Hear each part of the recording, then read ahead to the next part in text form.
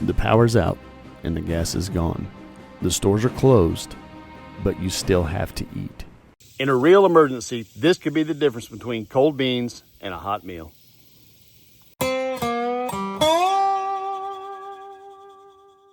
Welcome back to another episode of Condition Ready.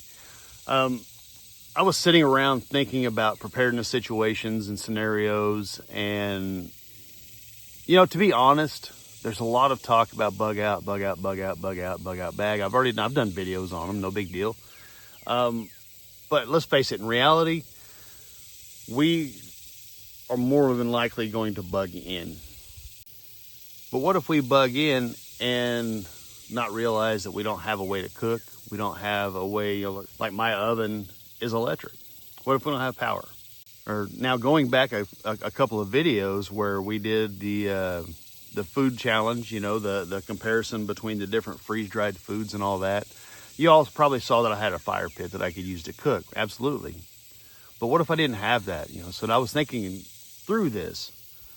What do I have around here that I can build to be able to cook a meal, to be able to purify water if I needed to, boil water, I should say, with no tools, with bare minimum resources? And I came up with the idea for a rocket stove. So I did some research and things like that. And most videos that I've seen require some kind of tools, making changes to blocks and this and that. So I was like, well, what do I have that doesn't require that? Just in case, maybe you live in town, maybe you don't have that stuff or have the knowledge on how to do that stuff. So what I'm bringing today is a simple rocket stove to where there's no tools required, using things that I found around my homestead, and I improvised and built it. Start off with your first concrete block, just laying flat. Then you're going to take 2 of your concrete blocks, lay on the sides, take a third, and put on your end. I have these 2 small bricks just in case I need them to support something, because this is kind of unlevel ground. Then you're going to take your standard concrete block,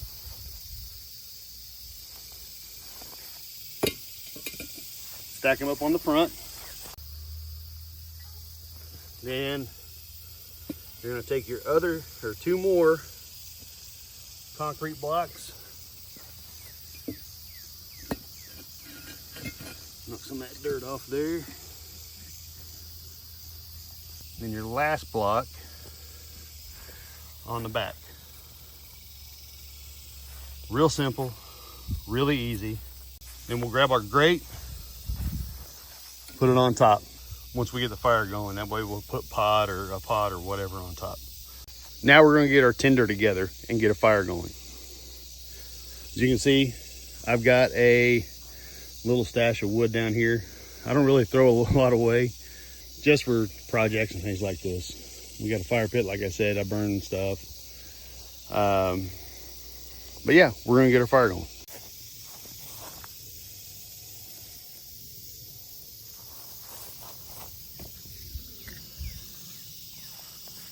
What I did, I loaded the top with dried grass.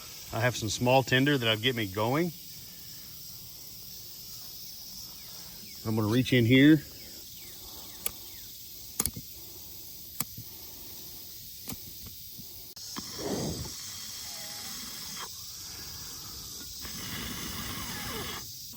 Got her rolling. I'm gonna start putting our sticks down in there to catch.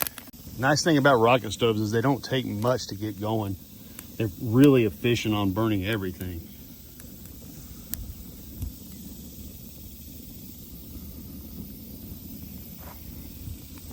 You can see we've got a pretty good little fire going. We're gonna let the sticks kind of get a little bit more. I'll probably add a little bit more before I put on our pot of water to boil. But rocket stoves are so nice because they pull all the air from down here in the front and pulls it all up right there where your fuel's at. And it's really nice. You can really direct it. I've seen videos where the people make 2 burners out of these cinder blocks here. They build them all out of cinder blocks. They're cutting like one end off.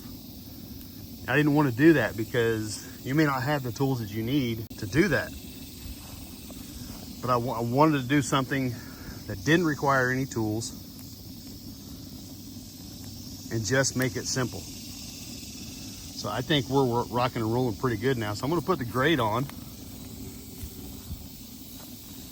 and get it one more. Yeah, this one's all rusty. You probably wouldn't want to cook directly on it. I guess after a bit you'd probably be all right. But I need something to put my water on. We're gonna see how long it takes to boil. I started my stopwatch. I know they say a watch pot never boils,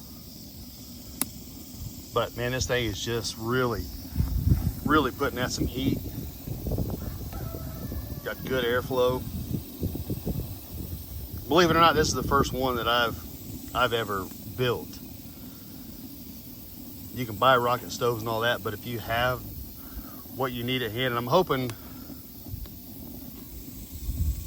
this kind of inspires you, you know, to think outside the box and use what you can use. The fire's kind of dying out a little bit. I've got a stick I can use to stir stuff up if I need to, or I can take some smaller sticks and just feed down in there. You know, they'll fit. You don't want to use huge sticks for this. You know, like if you wanted a campfire to keep going or whatever, you wouldn't use logs or nothing like that. You want to use just simple little small sticks people typically have laying around their yard. I'm going to kind of push these coals up a little bit, reaching under here with the stick. We've been going for about 5 minutes. And you can see it's starting to get some bubbles. This does consume fuel pretty fast, so you want to continually add. And it would also be faster, you know, if I put the lid on and all that, and it'd keep all the junk out from my water. But yeah, it's a lot of heat coming off of it. Starting to come to a light boil. And you can see there's trash in there, so definitely recommend a lid for your pot or whatever. Like I said, this is the first time I've ever actually built one. I've seen them, I've just never built them.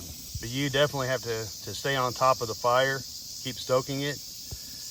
In all honesty, it's a little inconvenient because you can't just light the fire and forget it. But it definitely works.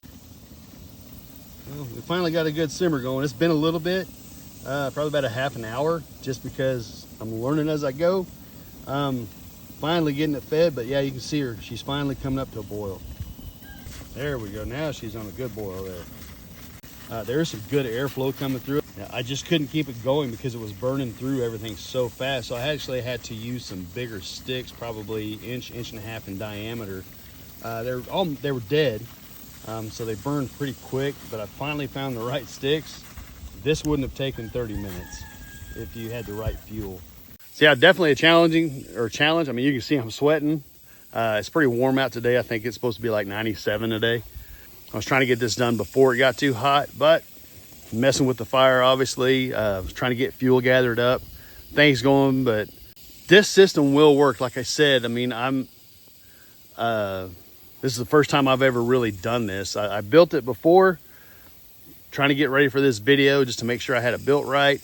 Lit a fire in it. This is the first time I've tried actually cooking or boiling anything, but it's definitely working, definitely boiling really well. Yeah, this is definitely a go-to, but like I said, you have to tend it. If you don't have any other options, definitely, this is something easy, something quick that you can do. Get your water boiling. If you had the right grate, you could probably grill a pork chop, or you can cook on a grate. It's probably hot enough in there. You could wrap up a potato or something in aluminum foil. You could probably cook it in there after a little bit, but you gotta tend it. That's a lesson I learned from this build. you definitely have to keep tending it, keep it going, because this burns through fuel so fast because it's pulling all the air through the hole down here. It's pulling so much air through there. I would recommend, since it is pulling all the air, that you point it when you build it into the direction of the wind. The wind's kind of coming out of the southeast for me right now, which is really not typical. Let me back away from this, but definitely works, and I'm glad to see that it works, because this is just another option. This is more knowledge that I have in my toolbox to keep myself and my family prepared. Y'all, with that being said, do me a favor, like, subscribe, comment in the video below. If you have any questions, concerns, if you have any suggestions on how to do this better, love to hear it, because I wanted to start this channel so that not only I can learn, but I can learn from you guys. So by all means, comment down below. Let's get a chat going. With that being said, everybody, thank you, and we'll see you in the next one.